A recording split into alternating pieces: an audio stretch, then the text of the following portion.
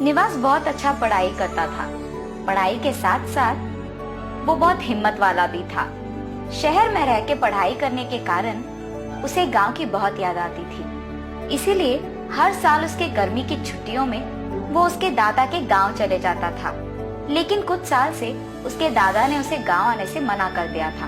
उन्होंने कहा कि गांव में कुछ समस्याएं हैं और उनके हल ढूंढने के बाद ही वो खुद उसे वापस गांव बुलाएंगे।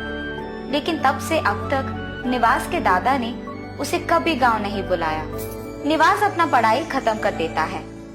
उसे उसके दादा की बहुत याद आने के कारण वो उन्हें बिन बताए गांव चले जाने के लिए तैयार होता है। जब वो तैयार हो रहा था तो निवास की माँ उसे देखती है। निवास, कहाँ जा रहे हो तुम? अरे माँ, मैं आपसे कहना भूल गया ना, मैं वो दादाजी के गांव जा रहा हूँ।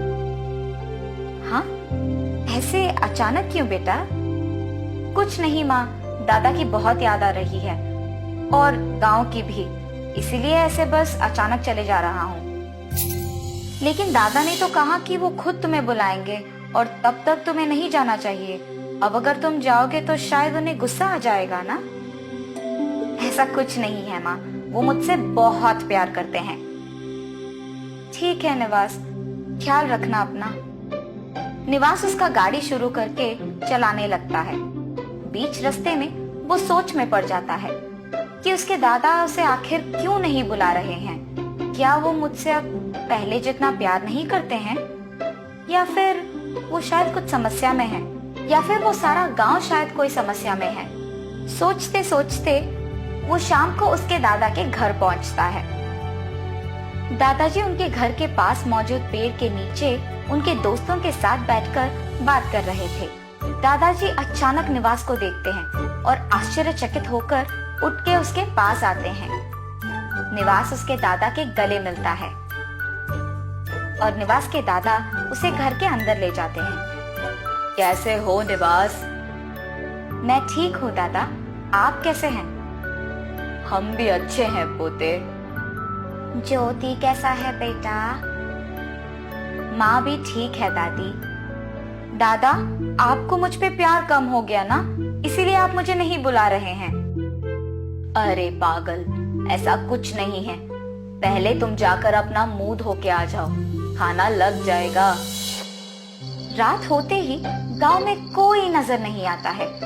ये देख निवास आश्चर्यचकित हो जाता है और उसके दादा के पास जाके ऐसे पूछता है, दादा, इन गांव वालों को क्या हो गया? शाम होते ही कोई भी नजर नहीं आ रहा है। इससे पहले ऐसा नहीं होता था ना? सभी साथ में बैठ के बात करते थे, कितना अच्छा था तब। वो सब तब की बातें हैं निवास। खैर छोड़ दो, चलो सो जाते हैं बेटा। निवास घर के अंदर जाकर सो जाता है। नींद न आने के कारण वो हवा के लिए बाहर आता है। वहां के पेड़ के नीचे बैठ जाता है।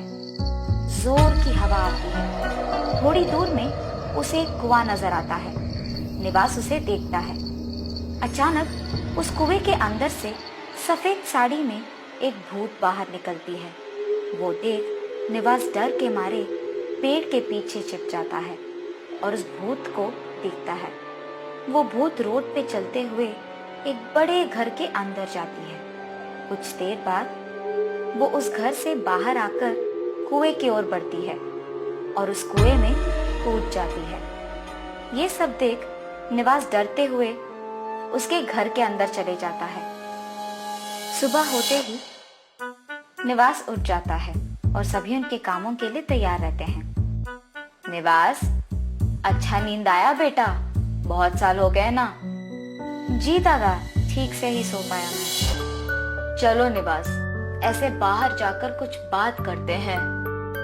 उसकी दादी झाड़ू पोछा करते रहती है और यहाँ दादा और पोता बातों में व्यस्त रहते हैं। ये गांव का माहौल कितना अच्छा होता है ना, चारों ओर पेड़, ठंडी हवा, कितना अच्छा है ना बेटा। जी दादा, पर इतनी अच्छी गांव में इतनी बड़ी समस्या क्यों? क्या बात कर रहे हो निवास? दादा, मैंने कल रात उस भूत को देख लिया। अच्छा, तो तुम रात को उठ के बाहर गए? चलो अब तुम्हें पता चल ही गया है तो मैं पूरी कहानी सुना दूंगा। उस भूत का नाम सुनीता है। वो दिखने में बहुत सुंदर है। हमारे गांव के अमीर आदमी विजय भूपति के घर में वो काम करती थी। सुनीता की माँ ने सुनीता से कहा, इस परिवार ने हमें हमारी मुश्किलों से बचाया बेटी। मेरे मरने के बाद भी तुम्हें इनके यहाँ काम करना होगा। ये कह के सुनीता की माँ मर गई। तब से सुनीता उन्हीं के यहाँ काम करती रही। सुनीता की उम्र के साथ उसकी सुंदरता भी बढ़ती गई और विजय भूपति का भाई अजय भूपति का नजर सुनीता पे गिरा और वो उसे चाहने लगा। विजय जब उनके परिवार के साथ मंदिर गया तो अजय भूपति घर में अकेला था। हर रोज की तरह सुनीता उनके घर में काम करने आई थी, लेकिन अजय सुनीता को पीछे से पकड़ लेता है। डर के मारे सुनीता कहती है, साहब ये आप क्या कर रहे हैं? तुम बहुत सुंदर हो सुनीता, मेरा नजर तुम पे पड़ गया। मैं तुम्हें बहुत चाहता हूँ, मेरी अधूरी ख्वाहिश को पूरा कर दो। और वो उसे इनकार कर देती है। अजय उसका बलात्कार करने की कोशिश करता है, पर सुनीता उसे धक्का देकर वहां से भाग जाती है। हमेशा की तरह वो अगले दिन विजय भूपति के घर काम करने आती है। तब विजय भूपति ये कहता है, सुनीता, घर में मौजूद मोती का हार तुमने लिया? वो जमानों से हमारे घर में रहा है। नहीं साहब, मैंने नहीं लिया। तुम्हें चोरी करते हुए अजय ने देख लिया। नहीं साहब, मैंने कोई चोरी नहीं की। चोरी करके ऊपर से नाटक कर रही हो तुम। सभी का ऐसे उसका अपमान करना वो सहन नहीं कर पाती है, इसीलिए वो भागते हुए पास में दिखे उस कुएं में कूदकर मर जाती है। कुछ दिनों बाद विजय भूपति को सच का पता लग गया। उसके कारण सुनीता को बहुत हानि हुआ। ये जानकर वो उसके परिवार के साथ गांव छोड़कर चले जाता है, लेकिन अजय भूपति यहीं रहता है। उसका सेहत बिगड़ने के कारण वो मर जाता है, लेकिन गांव वाले सारे यही मानते हैं कि उस भूत ने ही अजय को मार दिया है। तब से हर रोज ये भूत कुएं से बाहर आके उस घर में जाके मोती का हार ढूंढ के उसका ना मिलने के कारण रोते हुए उस कुएं में वापस कूद जाती है। ऐसे कुछ सालों से हो रहा है, क्योंकि सबका मानना है कि अजय को सुनीता ने ही मारा है। रात के समय में कोई घर से बाहर नहीं निकलता है, इस डर से कि कहीं वो इन्हें भी ना मार दे। लेकिन अब इस समस्या का हल क्या है दादाजी? वो भगवान ही जाने। इतने में दादी उन्हें खाना खाने के लिए बुलाती है। चलो जाके खाना खाते हैं। निवास शाम तक बहुत सोचता है और उसे एक विचार सूझता है। शाम को वो एक दुकान जाकर एक नकली मोती का हार लेता है। रात होते ही जब घर में सभी सो जाते हैं, वो चुपचाप वो मोती का हार लेके उस पेड़ के पास जाता है। थोड़ी देर बाद उस कुएं से वो भूत बाहर आती है। चलते हुए विजय भूपति के घर जाती है, फिर बाहर आती है और वापस कुएं की ओर बढ़ने ही लगती है कि निवास ऐसे कहता है, सुनीता, मैंने वो चोरी नहीं की। मुझे पता है कि तुमने कोई चोरी नहीं की और वो हमारे गांव वालों को भी पता है, लेकिन वो मोती का हार नहीं मिल रहा है। मुझसे विजय भूपति जी ने यही कहा। मैं विजय भूपति का बेटा हूँ, ये देखो वो मोती का हार। सुनीता उस हार को 100 बार देखती है। तब उसे खुशी होती है कि सभी जान गए हैं कि उसका कोई गलती नहीं है। तो सबको सच में ये बात पता है। मुझे ये सुनकर बहुत खुशी हुई। पापा के गुजरे बहुत साल हो गए हैं, हम भी अब यहाँ नहीं रह रहे हैं, इसलिए तुम्हें ये मोती का हार नहीं दिख रहा है।